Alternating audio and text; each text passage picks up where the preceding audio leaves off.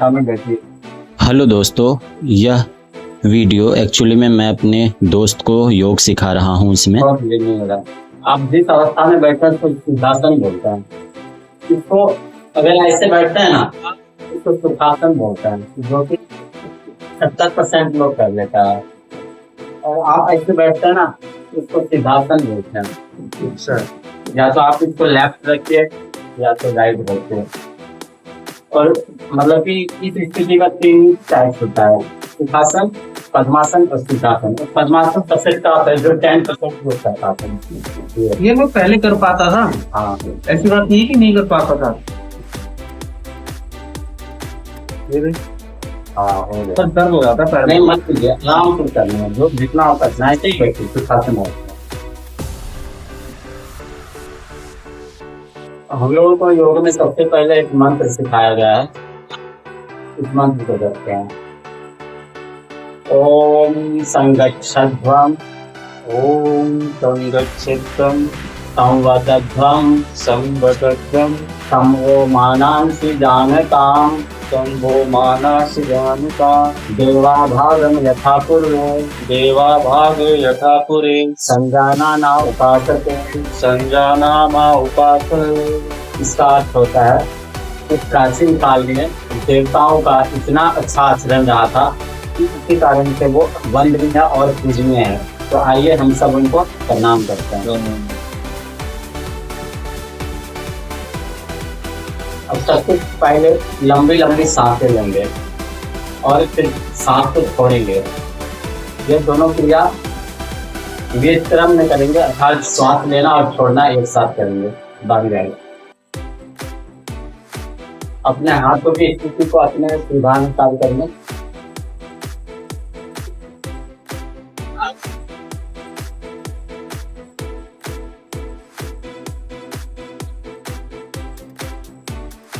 आप जब सांस लेंगे तो आपकी पसलियां ऊपर की ओर जाएगी और आप जब सांस छोड़ेंगे तो पसलियां नीचे की ओर मूव करेंगी। इस योग में मैं अपने एक दोस्त को भी कुछ बताता हूँ और उससे बातें हुए योग करने की कोशिश करता हूँ। आपका शोल्डर का मूवमेंट भी अप और डाउन होगा।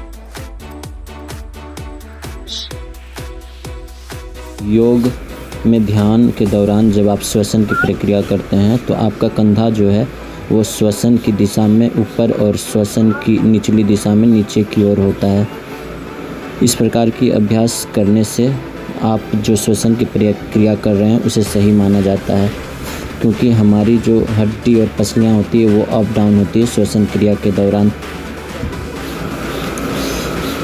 श्वसन के दौरान हमेशा आप आराम तरीके से ही श्वसन करने की कोशिश करें, कोई जल्दीबाजी ना करें इसमें, क्योंकि श्वसन की प्रक्रिया को काफ़ी आराम से किया जाने से ही फ़ायदा होता है। ध्यान रहे, आप कोशिश करेंगे कि आपके फेफड़ों में रूप से जो एयर है, हवा है, वो भर जाना चाहिए। जहाँ तक हो सके आप कोशिश कीजिए।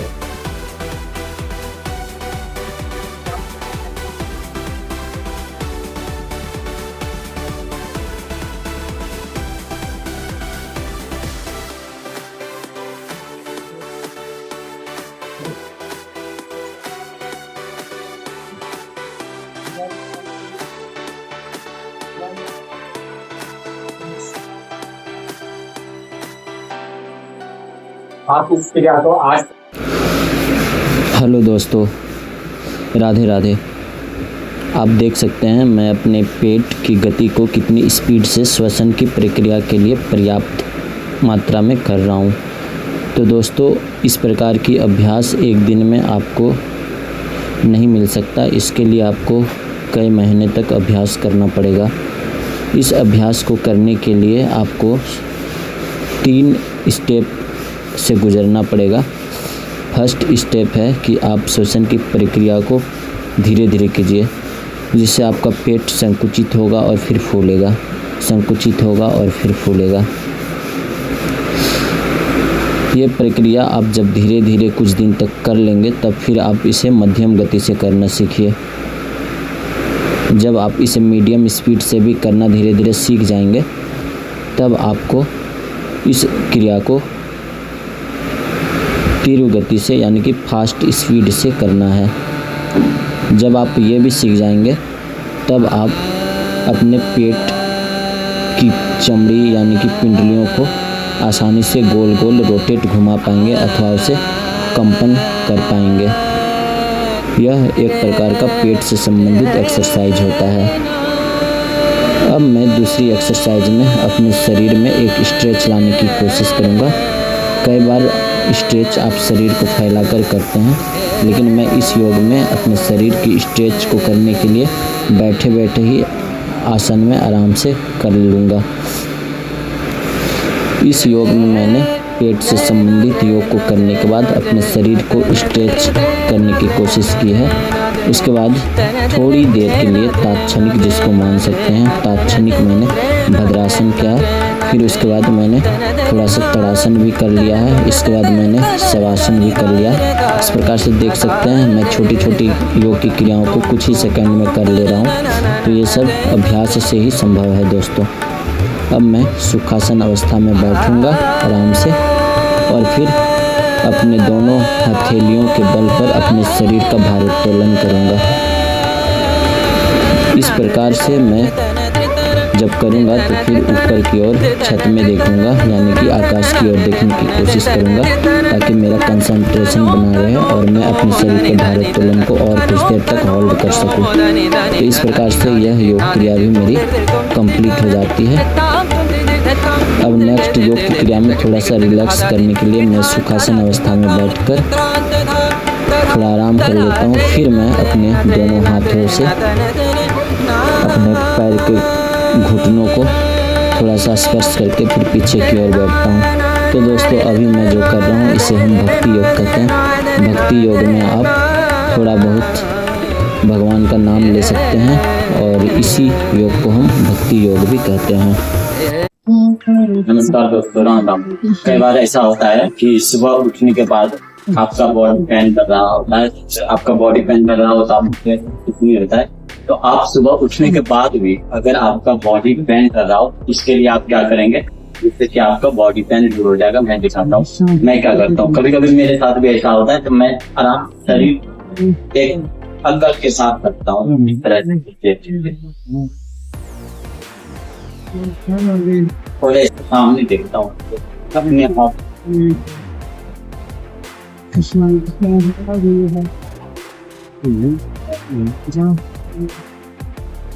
प्रकार से कुछ देर करने के बाद फिर रिलैक्स में ध्यान में आ जाता हूँ। फिर से अपने हाथों को पीछे की ओर करूंगा और अपने पूरे शरीर को एक्शन के बाद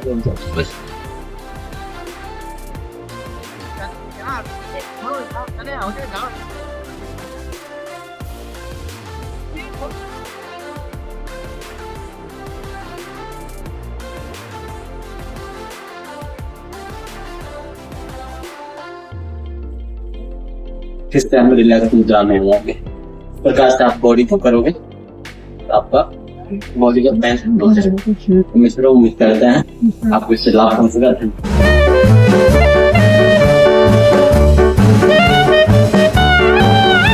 हेलो माय फ्रेंड, आप सभी को मेरा गुड इवनिंग। और आज अभी शाम हो रहा है और दिल्ली में पॉल्यूशन का लेवल बहुत ज़्यादा है। तो मैं अभी जो क्रिया करूँगा इस क्रिया को बोलते हैं जल नीति।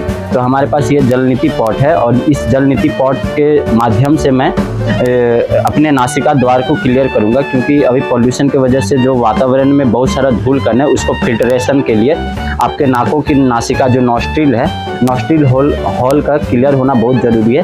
तो आप जब भी जल नीति योगा शुरू करें तो आपके पास इस प्रकार का एक जल नीति पॉट का होना काफ़ी आवश्यक है। इसके साथ आपको गुनगुना गर्म पानी लेना होगा और उसमें थोड़ा सा नमक मिक्स करना होगा। नमक और गुनगुने पानी के मिक्सचर को आप जल नीति पॉट में डाल लीजिए। उसके बाद एक इस तरह का कटोरा लीजिए और उस कटोरे को नीचे रख के आपको left and right both side का जो नॉस्ट्रिल है उससे होकर पानी को पास करना है। और ध्यान रखें कि आप अपना मुख बंद रखें और आपका जो पैर का पोजीशन है वो इस दिशा में होगा। जब मैं अपने नॉस्ट्रिल के दाएं भाग से करूंगा तो इस प्रकार से खड़ा रहूंगा और जब मैं अपना पोजीशन चेंज करूंगा तो मेरा ये जो जल नीति का पॉट है वो दूसरे हाथ में आ जाएगा। तो आइए शुरू करते हैं। जल नीति क्रिया को करने के दौरान आप हमेशा सावधान बरतेंगे, क्योंकि यह काफ़ी सावधानी से की जाने वाली एक जिसमें हम अपने नाक के छिद्रों की साफ सफाई करते हैं। इसे एक्चुअली में इंटरनल क्लीनिंग प्रोसेस भी कहा जाता है। हो सके तो आप किसी अच्छे योगा इंस्ट्रक्टर के उपस्थिति यानी कि उसके गाइडेंस में ही इस योग को करने की कोशिश कीजिए, क्योंकि यह थोड़ा सा टफ होने के साथ थोड़ा सा ध्यान देने योग्य भी योग क्रिया है। आप देख सकते हैं इस योग क्रिया में मैं अपने दाएं और बाएं छेद से पानी को निकास करने की कोशिश करता हूँ अल्टरनेट तरीके से, बारी बारी से। इसको करने के दरमियान जब आपके नासिका द्वार में थोड़ा सा भी एहसास हो कि ये पानी सही से पास नहीं हो रहा है, तो आप बीच में कपालभाति योगा कर सकते हैं। कपालभाति करने से आपका जो नाक के छिद्र में जो पानी फंसा हुआ होता है वो बाहर हो जाता है।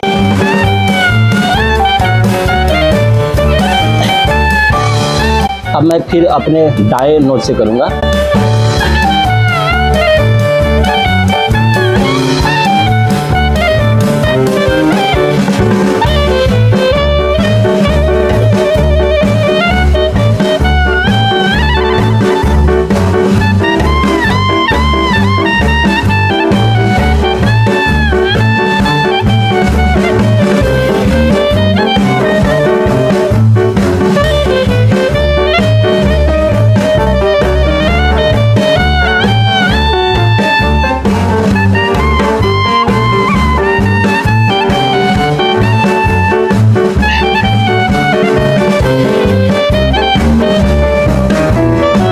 इस प्रकार से आप जलनीति योगा को कर सकते हैं और आपका जो रक्तचाप है, रक्तचाप का बीमारी इससे स्पेशली सही होता है। इसके अलावा आपका जो चिड़चिड़ापन है वो चिड़चिड़ापन भी दूर होगा। तो आप इस प्रकार के योगा को रेगुलर बेस पे कर सकते हैं। तो मैं इसी बात के साथ अपने इस योगा वीडियो को यहीं पर समाप्त करता हूँ। अगर आप लोगों को मेरा ये वीडियो पसंद आता है तो लाइक, कमेंट और सब्सक्राइब जरूर करें।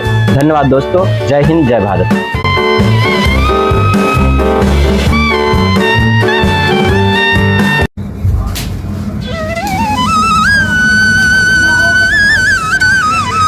हेलो दोस्तों, राधे राधे। मेरा नाम रोशन कुमार है और मैं आज वामन ज्योति प्रक्रिया करूँगा। वामन ज्योति आपके आंखों की रोशनी को तेज करता है। तो आप देख सकते हैं जैसा कि मैंने यहाँ पे कैंडल रखा है, इसको आप अपने फेस से 1 से 3 मीटर की दूरी पर रख सकते हैं। और अगर इसको थोड़ा सा और ज़्यादा हाइट पर ऊंचाई पे रख दें तो अभी बेहतर होगा, ताकि आप जब इस प्रकार से सीधा बैठे तो आपका जो आंखों का प्रोजेक्शन है वो डायरेक्ट इस कैंडल पर होना चाहिए। देखिए मैं इसको कैसे ऊंचा करता हूँ। तो हमारे पास 2 टूल है, इस दोनों टूल के सहयोग से इसको मैं और ज़्यादा हाइट पे कर दूँगा इस प्रकार से।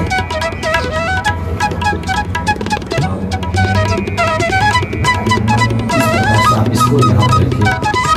अब मैं योग की वामन प्रक्रिया को दोहराऊंगा। तो उसे दोहराने के लिए सबसे पहले इस प्रकार से बैठ कर ये जो आंखों के बीचों बीच का प्रोजेक्शन है इसको यहाँ पे सामने लाएंगे इस प्रकार से, और आँख को इस प्रकार से पलक नहीं झपकना है। आपको लगातार इसे 5 से 10 मिनट तक देखते रहना है। तो इससे आपकी आँख की रोशनी बढ़ेगी। तो इसे हम लोग वामन नीति नहीं, इसे हम लोग त्रिटक योग क्रिया करते हैं। इसे त्रिटक योग क्रिया भी बोलते हैं।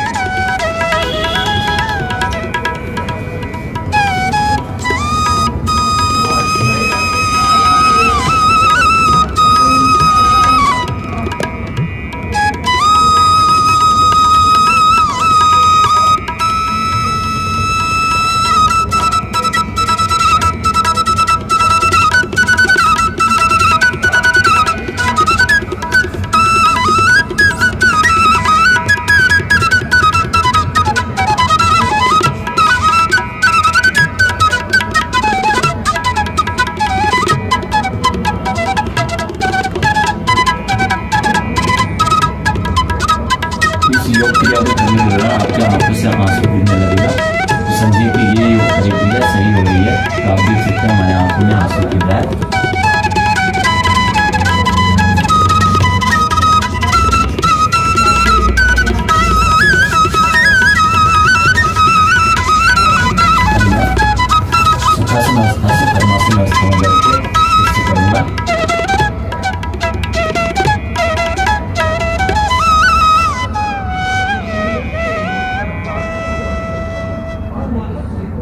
त्राटका के लिए आपको एक टेबल चाहिए होगा। इनके अलावा आपको एक दीपक चाहिए होगी जो सरसों या घी के तेल में जली होनी चाहिए, और इसकी लौ काफ़ी धीमी होनी चाहिए ताकि आप इसको देख सकें। आप इनकी लौ को तेज़ या थोड़ा सा हाई भी कर सकते हैं, लेकिन मैं धीमी रखता हूँ ताकि माइंड कंसंट्रेशन सही तरीके से हो और मैं अपने आँखों को सही तरीके से इस पर कंसंट्रेट कर पाऊँ। एक्चुअली में जब हम इस दीपक को देखते हैं तो हमारे आँखों से पानी गिरता है, और जब पानी गिरता है तो इस प्रकार से हमारा जो है आँख साफ होता है। उज्ज्वल थोड़ा सा आ सकता है 1 मिनट के लिए?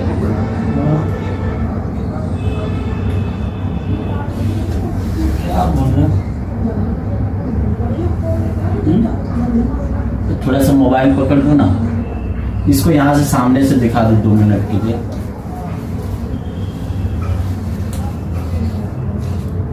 तो दोस्तों, मेरा नाम है रोशन कुमार और मैं आज आप लोगों को बताऊंगा कि योग के बाद आप किस प्रकार से अपने फेस का मसाज कर सकते हैं, वो भी अपने घरेलू सामान से। तो आपको थोड़ी सी स्क्रब की ज़रूरत पड़ेगी। आप स्क्रब ले लीजिए अपने हाथ में और उसे लगा के अपने फेस में अच्छी प्रकार से मिलाइए, और धीमे हाथों से धीरे धीरे उसको अपने फेस पर मसाज के तरीके से अपनी उंगलियों के माध्यम से मसाज करते रहें। ऐसा करने से थोड़ी ही देर के बाद आपका चेहरा का जो रंध्र कोशिका द्वार होता है वो खुल जाएगा, और आपका चेहरा साफ़ सुथरा लगने के साथ वो खिला खिला सा लगेगा। तो दोस्तों, उम्मीद करता हूँ कि आपको मेरा ये वीडियो पसंद आएगा। अगर पसंद आता है तो लाइक, कमेंट और सब्सक्राइब ज़रूर कीजिए ताकि मैं इस प्रकार का वीडियो आप लोगों के लिए लाता रहूँ। और हाँ, चलते चलते मैं बता देना चाहता हूँ कि एलोवेरा का भी आप इस्तेमाल कर सकते हैं जो आपके घर में होता है, क्योंकि आपको मार्केट जाके ख़रीदना नहीं पड़ेगा। और दूसरी बात कि इसमें पैसे की भी बचत होगी। आप लोगों को पता ही है, जब हम लोग मेंस पार्लर या सैलून जाते हैं तो वहाँ पर लगभग 150 रुपये का फेस मसाज और स्क्रब होता है। अगर आप इस पैसे को पे करने से बचना चाहते हैं तो आप घर में खुद से फेस का मसाज कर सकते हैं नहाते वक्त। मैं नहाते वक्त हमेशा अपने फेस का मसाज 2 दिन या 1 दिन में कर लेता हूं, या कई बार 1 हफ्ते में 1 बार भी करता हूं तो काफ़ी होता है। तो इस प्रकार से आप खुद अपने स्मार्टनेस को और अपनी सुंदरता को घर बैठे बनाए रख सकते हैं। तो दोस्तों, अगर आपको हमारा वीडियो अच्छा लगता है तो इसे अपने दोस्तों यारों के साथ भी शेयर कीजिए। इस प्रकार की मैंने पहले भी एक वीडियो बनाई थी जिसको आप लोगों ने बहुत ज़्यादा प्यार दिया, और इस वजह से फिर मैं उस वीडियो से प्रेरित होकर ये मैं दूसरी वीडियो बना रहा हूँ। तो दोस्तों, प्लीज़ इसको सब्सक्राइब भी कर लीजिएगा ज़रूर। और मैं इस वीडियो को अब यहाँ पर समाप्त करता हूँ, और आप अगर चाहें तो इस वीडियो को लास्ट तक देख सकते हैं, क्योंकि अब मैं स्क्रबिंग का प्रोसेस शुरू करूँगा। बाय बाय दोस्तों, जय हिंद, जय भारत, वंदे मातरम, राधे राधे। यौगिक बाथ कई प्रकार का होता है, जैसे कि आप सन यौगिक बाथ ले सकते हैं जिसमें आप नेचुरल तरीके से नहाएंगे। यह आप किसी पहाड़, पर्वत, झरने पे जाकर कर सकते हैं। एक्चुअली में सन बाथ होता है जब हम सन के सामने बैठते हैं और काफ़ी देर तक बैठे रहते हैं, और जब हमारे शरीर से पसीना पानी छोड़ने लगता है तो इसे हम सन बाथ बोलते हैं। इसके बाद भी हमें सही तरीके से पानी से नहाना होता है, तो आप इस तरीके से सन बाथ ले सकते हैं। सन बाथ से एक्चुअली में आपको विटामिन डी की प्राप्ति होती है। ये सब एक्चुअली में यौगिक बात होता है। इनके अलावा और भी कई प्रकार के यौगिक बात होते हैं, जैसे कि आप इसमें देख सकते हैं मैं नेचुरल और हर्बल चीज़ों का इस्तेमाल अपने स्नान के लिए करता हूँ। इस प्रकार के स्नान से आपका जो शरीर का छिद्र होता है, स्किन का छिद्र होता है, वो खुल जाता है और यह सही तरीके से वर्क करता है। आपको कई प्रकार की बीमारियों से यह छुटकारा दिलाएगा, क्योंकि जब शरीर से पसीना रिलीज होता है तो कई प्रकार की अवांछित पदार्थ जो हमारे शरीर में रह जाती है वो बाहर निकल जाती है। बाहर निकलने से हमारा शरीर स्वस्थ और शुद्ध रहता है। तो इस प्रकार से आप यौगिक बात को कर सकते हैं। जब भी मुझे मौका मिलता है, मैं पहाड़, पर्वत या झरने पर जाता हूँ तो मैं यौगिक बात लेने की कोशिश करता हूँ। हालांकि जब हम किसी झरने में नेचुरल जगह पर नहा रहे होते हैं तो यह भी एक यौगिक बात के अंतर्गत आता है, क्योंकि उस पानी में कई प्रकार की जड़ी बूटियों का मिश्रण होता है जो हमारे शरीर को काफ़ी लाभ पहुँचाता है। हालांकि मैं इसे स्विमिंग पूल से दूर मानता हूँ, क्योंकि स्विमिंग पूल को यौगिक बात नहीं माना जा सकता है, क्योंकि वो पानी एक्चुअली में बहुत ऑलरेडी क्लियर, क्रिस्टल और साफ़ होता है। तो स्विमिंग पूल को आप यौगिक बात की तरह ना लें, बल्कि आप जो नेचुरल पानी होता है उसे आप यौगिक बात की तरह से ले सकते हैं। स्विमिंग पूल का पानी एक्चुअली में रीट्रीटमेंट होकर साफ़ होकर आता है। जबकि मैं अभी जो नहा रहा हूँ यह भी एक प्रकार का योग की बात है, क्योंकि यह जल जो है वो भूमि से आती है।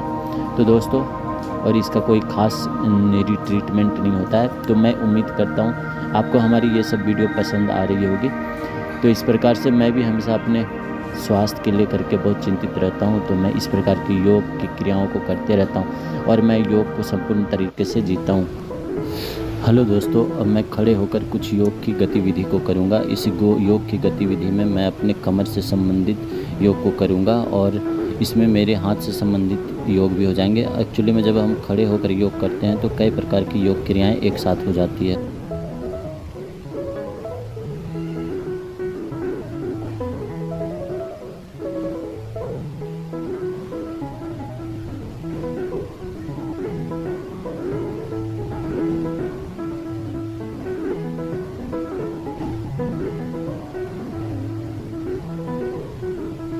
इस प्रकार की योग एक्टिविटी से हमारा शरीर काफ़ी स्वस्थ रहता है। तो हमेशा आप कोशिश कीजिए कि आप खड़े होकर कुछ योग और प्राणायाम की गतिविधि को कर सकते हैं। पता नहीं कुछ दिनों से मुझे ऐसा प्रतीत हो रहा है कि जैसे मेरा पेट काफ़ी निकल गया है। आप इस वीडियो में देख ही सकते हैं। हालांकि मेरा हमेशा शरीर एक जैसा नहीं होता है, ये समय और साल में लगभग कई बार बदल जाता है। मुझे इसका कारण नहीं पता, लेकिन आई थिंक कि मैं योगा अलग अलग टाइम पे अलग अलग तरीका करता हूँ, शायद इसी वजह से ऐसा होता होगा।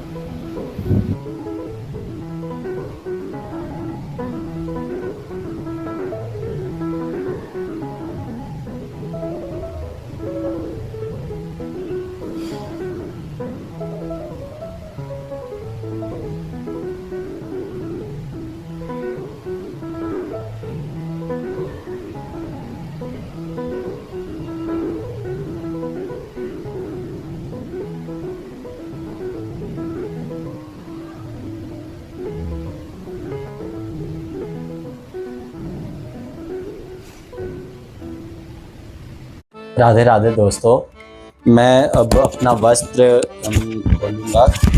इसको ऊपर वाला जो वस्त्र है इसको त्यागना पड़ेगा, क्योंकि मुझे गर्मी लग रही है और अब गर्मी का मौसम भी आ चुका है। तो मैं अपने इस वस्त्र को, मतलब कि कुर्ता और पैंट और पैजामा, ये सब योगा के लिए सबसे अच्छा होता है। तो आप देख सकते हैं मैं कुर्ता ही पहना था और कुर्ता पहनना भी मुझे वैसे भी पसंद है। तो अब मैं योगा करने के लिए इस ईयरफोन को यहाँ पर लगा लेता हूँ और इस प्रकार से अब मैं बैठ जाऊँगा आराम से। तो आप लोगों ने जैसा देखा कि पहले वाले वीडियो में मैंने 2 तरह की योगा की थी और उस योगा में मैंने आप लोगों को बताया था कि सबसे पहले ध्यान कैसे करते हैं, उसके बाद श्वसन की प्रक्रिया को कैसे करते हैं। तो ध्यान और श्वसन की प्रक्रिया पूरी हो जाने के बाद अब हम लोग कपालभाति की योग प्रक्रिया को करेंगे। तो कपालभाति योग प्रक्रिया को करने के लिए सबसे पहले हम लोग सुखासन से पद्मासन अवस्था में बैठ जाएंगे। इस प्रकार से इस अवस्था में बैठने के बाद हम अपने हाथों को आगे की ओर फैलाएंगे और अपने हाथों की मुद्रा को एक प्रॉपर मुद्रा में रखेंगे, जैसे कि ज्ञान मुद्रा या ब्रह्म मुद्रा। आप ज्ञान मुद्रा में अपने हथेलियों को चित या पट रख सकते हैं। उसके बाद इस प्रकार से आप अपने कमर की रीढ़ की हड्डी को सीधी करने के बाद अब आप कपालभाति की प्रक्रिया को शुरू करेंगे।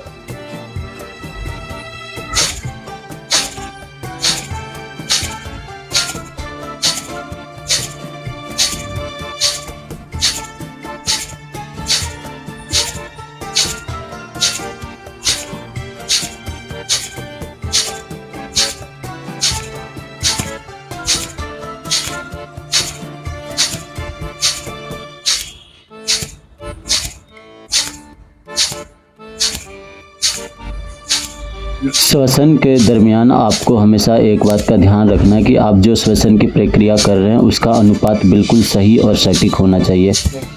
आप देख सकते हैं मैं सामान्यतः रिदम के साथ सामान्यतः तरीके से अपने श्वसन की गतिविधि को करता हूं और यह एक टाइम पीरियड के बाद फलस्वरूप अपने से होते रहता है।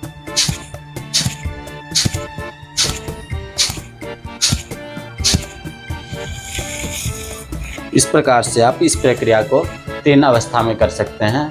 पहला होता है धीमी, उसके बाद फास्ट, उसके बाद मध्यम गति। तो इंग्लिश में इसे बोलते हैं फास्ट, मीडियम एंड स्लो, और हिंदी में बोलते हैं मंद, मध्यम और तीव्र गति। तो आप इन तीनों गति से आप अपनी कपालभाति की योग प्रक्रिया को कंटिन्यूस दोहराने की कोशिश करेंगे।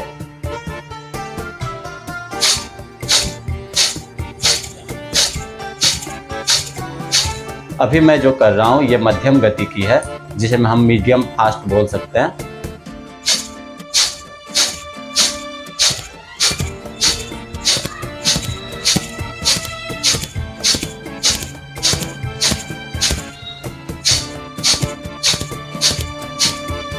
जब आपकी मीडियम फास्ट की गति हो जाती है पूरी, तब आप मीडियम फास्ट के बाद आप तीव्र गति से कपालभाति की प्रक्रिया को करेंगे।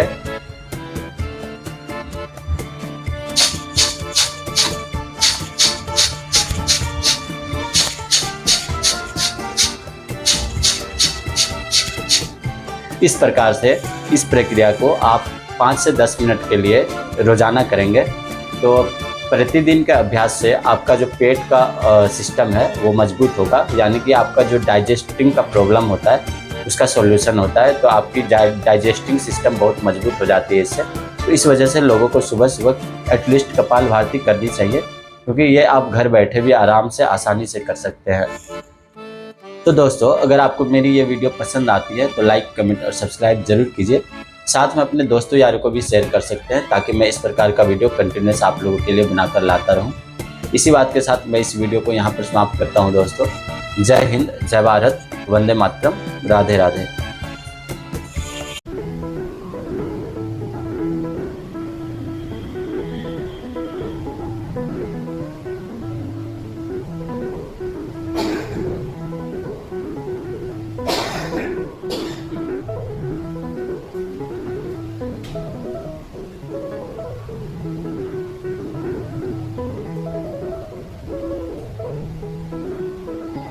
हेलो दोस्तों, अब मैं सूर्यासन के जैसा कुछ योग क्रिया को करूँगा, लेकिन यह एक्चुअली में सूर्यासन नहीं है। सूर्यासन का एक्चुअली में बहुत सारा भाग होता है जिसे हम एक साथ करते हैं। इसमें से मैं कुछ भाग को कर रहा हूँ सूर्यासन का ही, क्योंकि इस प्रकार के आसन करने से मेरा संपूर्ण शरीर में एक खिंचाव आता है जो मुझे अंदर से काफ़ी मजबूत बनाता है। तो दोस्तों, हमारी ये सब योग की वीडियो जो भी है ये सब स्टैंडिंग तरीके से ज़्यादातर योग मैं कर रहा हूँ, मतलब खड़े होकर जो योग की गतिविधि है इसको करने की कोशिश कर रहा हूँ। तो खड़े होकर योग की क्रियाओं को आसानी से कर सकते हैं। मुझे गर्मी लग रही थी इसलिए मैंने टी शर्ट भी उतार दिया है।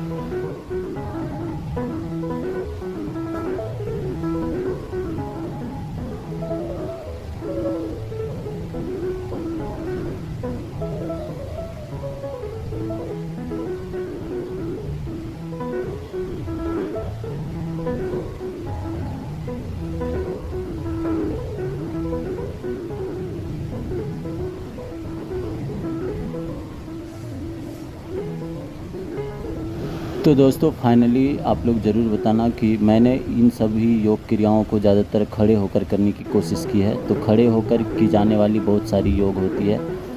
एक्चुअली में जब आप खड़े होकर योग करते हैं तो इसमें थोड़ी सी आपकी थकावट तो होती है, लेकिन ओवरऑल देखा जाए तो बैठकर किए जाने वाले योग की तुलना में अगर आप शरीर का वज़न कम करना चाहते हैं या अपना पेट या अपना मांस शरीर से कम करना चाहते हैं तो एक्चुअली में आपको खड़े होकर ज़्यादातर योग करना चाहिए। इससे क्या होता है ना कि शरीर में जो एक्स्ट्रा फैट होता है वो पसीने के माध्यम से निकलने लगता है, क्योंकि जब भी आप खड़े रहेंगे तो शरीर में एक्टिविटीज़ होगा, और जब भी आप गतिविधि करेंगे तो गतिविधि के दौरान आपके शरीर में एक गर्मी उष्मा उत्सर्जित होती है जो आपके शरीर से पसीने के रूप में निकलने लगती है, और यह हमारे शरीर के चर्बी और फैटनेस को कम करता है। तो मुख्यतः खड़े होकर योग करने के यही बहुत सारे लाभ आपको मिलेंगे।